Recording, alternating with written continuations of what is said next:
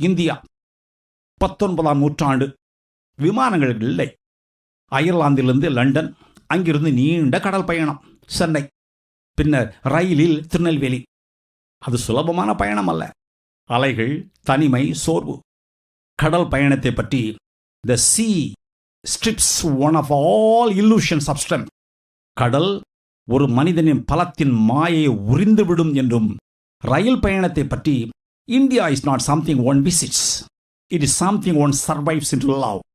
India ஒரு சுற்றுலா தலம் அல்ல, அது ஒருவன் தன் உயிரை கொடுத்து நேசிக்கக்கூடிய மண் என்றும் எழுதுகிறார். 1895ஆம் ஆண்டு நவம்பர் 9 அன்றுதான் ஏமி கார்மைக்கேல் தன் 28வது வயதில் சென்னையில் தமிழ் மண்ணில் காலடி வைத்தார்.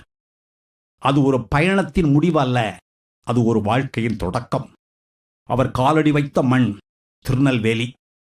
பனைமரங்கள், சிவந்த மண், தூசி கலந்த காற்று, கருகும் வெயில், ஆழமான மதப்பிணைப்பு, சமூக எதிர்ப்பு. வெளிநாட்டவர்களுக்கு எளிதான நிலம் அல்ல. அயர்லாந்தின் குளிரில் வளர்ந்த உடலுக்கு இங்குள்ள வெயில் அக்கினி சூளையாக இருந்தது. மூச்சு நின்றுவிடுமோ என்று தோன்றும் வெப்பம். உடல் உடனே ஒத்துழைக்கவில்லை. நியூரால்ஜியா, நரம்புகளை பிளக்கும் வலி. பலர் உடனே நாடு திரும்பியிருப்பார்கள். ஆனால் ஏமிக்கு அது எச்சரிக்கை அல்ல, உறுதிப்படுத்துதல். நான் இங்கே சுகமாக வாழ வரவில்லை, கீழ்ப்படிந்து இருக்க வந்தேன். This is not a field to conquer. These are people to love.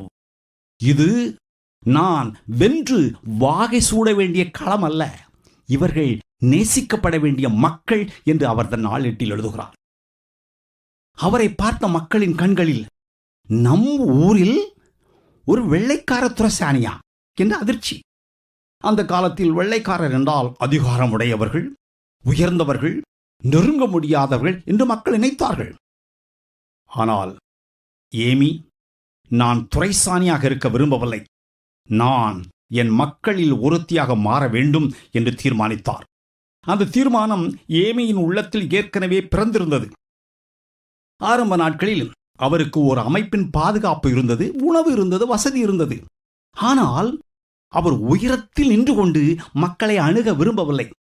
சில நாட்களில் அவர் பிரசங்கிப்பதை நிறுத்திவிட்டு வீடு வீடாகச் சென்றார். தன் தொப்பியை நீட்டினார். ஒரு கதவு திறந்தது. ஒரு பெண் வெளியே வந்தாள். வெள்ளைக்காரச்சி தொப்பியை நீட்டுகிறாளா என்று அவளுடைய கண்களில் ஆச்சரியம். அந்த தொப்பியில் கொஞ்சம் கஞ்சி ஊற்றப்பட்டது.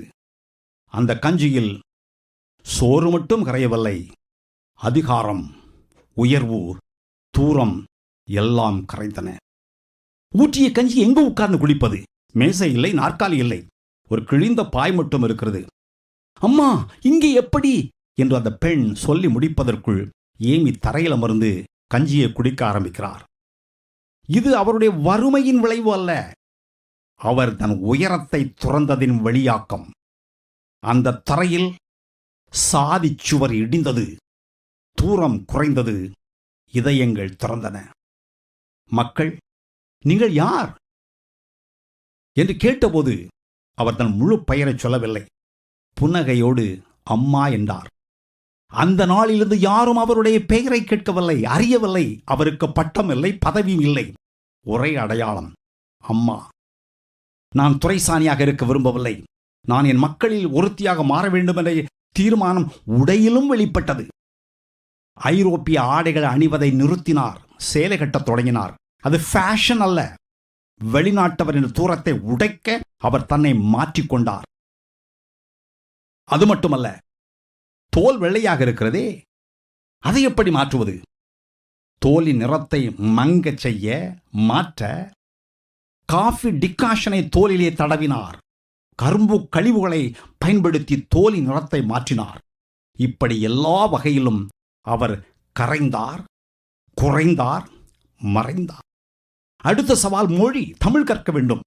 இன்று தமிழனே தமிழும் ஆங்கிலமும் கலந்த தமிங்கலம், தங்கிலீஷ் தான் பேசுகிறான். அப்படி இருக்க ஒரு ஆங்கில பெண் எளிதாக தமிழ் கற்றுக்கொள்ள முடியுமா? எழுத்துக்கள், உச்சரிப்பு, சொற்களின் நீளம், பொருளின் ஆழம் எல்லாவற்றையும் கருத்தில் கொள்ள வேண்டுமே. அவர் கற்றார், தமிழ் கற்றார். தமிழ் கற்பது நம் மூளையை தலைகளாக மாற்றுவது போல என்று ஏமி பின்னாளில் எழுதுகிறார். பலமுறை அவர் தவறாக பேசினார். குழந்தைகள், பெரியவர்கள் எல்லாரும் நகைத்தார்கள். ஆனால் அந்த நகைப்பு அவரை துரத்தவில்லை. அவர் சோரவில்லை. தமிழ் கற்பதை நிறுத்தவில்லை. நகைப்பை தாங்கினால் தான் அவருடைய இருதயத்தை அடைய முடியும். மொழியை கற்காமல் இருதயத்தை அடைய முடியாது என்ற பாடத்தை கற்றுக்கொண்டார். திருக்குறள், தேவாரம், திருவாசகம் ஆகிய நூல்களிலிருந்து மேற்கோள் காட்டும் அளவுக்கு அவர் தமிழ் புலமை பெற்றார். அது கல்விக்காக அல்ல, அது இணைப்புக்காக, உறவுக்காக, இருதயத்துக்காக. தமிழ்நாட்டின் ஆன்மீகத்தைக் கண்டு முதலில் ஏமி வியந்தார்.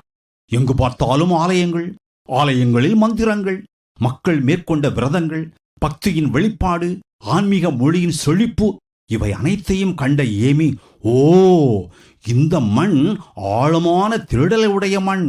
இங்கு மனிதர்கள் வெறும் அன்றாட வாழ்வுக்காக மட்டுமல்ல, நிரந்தரத்தை தேடியும் அலையும் உள்ளம் உடையவர்கள் என்று இந்த மண் சாட்சி பகர்கிறது என்று எண்ணினார். ஆனால் அந்த ஆன்மீகத்தின் பின்னால் ஒரு கசப்பான உண்மை மறைந்திருப்பதை அவர் மெதுவாக உணரத் தொடங்கினார். அது அருவருப்பானது, அசிங்கமானது. அது ஒரு சிக்கலான உலகம். புதிய நாடு, புதிய மொழி, புதிய கலாச்சாரம், புதிய பழக்க வழக்கங்கள், இவைகளுக்கு பின் ஒரு பழைய இருள் கவி இருந்தது. அதுதான் தேவதாசி முறை. முதலில் ஏமி இதை முழுமையாக புரிந்து கொள்ளவில்லை.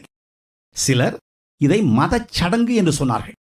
வேறு சிலர் இது குழந்தைகளை கடவுளுக்கு அர்ப்பணித்தல் என்று விளக்கினார்கள். மாலை, சடங்கு, மந்திரம், கோவில், பூசாரி, ஊர்வலம், இவைகளை பார்க்கும்போது வெளியே பக்தி பரவசம் போல தோன்றும் காட்சிகள். ஆனால் அதன் உள்ளே இருந்தது அழுகை, அச்சம், முடங்கிய எதிர்காலம். மணமுடித்தல் இந்த பெயரில் பெண் குழந்தைகள் கோவிலுக்கு சமர்ப்பிக்கப்பட்டார்கள். கடவுளின் பெயரில் அவர்களின் குழந்தைத்தன்மை பறிக்கப்பட்டது. ஆன்மீகம் என்ற பெயரில் அவர்கள் மனித இச்சைகளுக்கு பலியாக்கப்பட்டார்கள். இதை கேட்டபோது ஏமி உடனே பேசவில்லை, எழுதவும் இல்லை, எதிர்க்கவும் இல்லை. அவர் அதிர்ந்தார். இதுவா மதம்?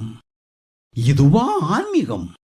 இதுவா மனித வாழ்க்கை என்ற கேள்விகள் அவருடைய உள்ளத்தில் கனமாக விழுந்தன.